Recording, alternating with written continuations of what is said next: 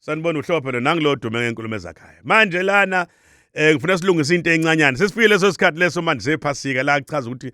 imndeni yobe ihlangene. Nasibuye esontweni sekuhlala phansi ekuthiwa sekuyadliwa seqala wena ke manje sekuyithuba lakho manje. Sekuwena umfundisi ke manje uyokhuluma ke indaba ezingakufuni liphi isoka lakho uganwa nini uqeda nini esikoleni yebelele anele nofunda ukuthula bakwethu anofunda ukuthula engabuza imibuzo ehlabelayo kubantu sine ayinkosi yami kodwa kwenze njani kuwena sine kwakhala nyonini sine awukufike nesoka elilodwa silazi ukuthi leli usibanibani ubaba kaSibanibani simjwayele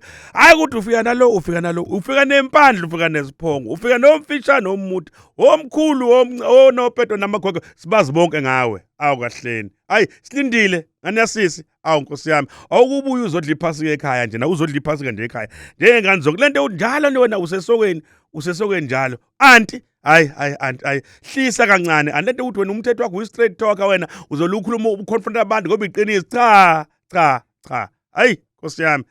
dadewethu ngiyacela dadewethu yebo impela siyazi ukuthi umafungwasi kahle kodwa Nkosi yami awehlisa into awukuphuza ijuice nje njengengazi ukuphuza ijuice nje nawe nje ababongo uphuza ijuice kudliwe wehlise ungazi ukuthi usethintileke nangu ulindi usethintile sekuyadliwa ke manje sekakhojwana ke njalo makudliwa cha bakwethu ake siphatheni kahle sibuze nemibuzo right sifundise izingane inhlonipho zazane nezingane sidiscipline sonke sihlale nephansi sikhuleke sijabule sipheke kancane uyaphuma wena lokho uzothemba usuya lapha ngaphandle evenini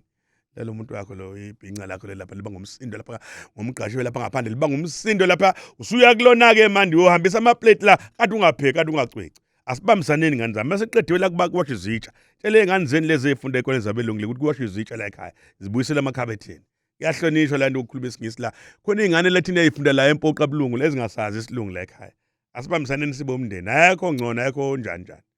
asibambisaneni ke ngonyaka ozayo siya kuwena welokhuzi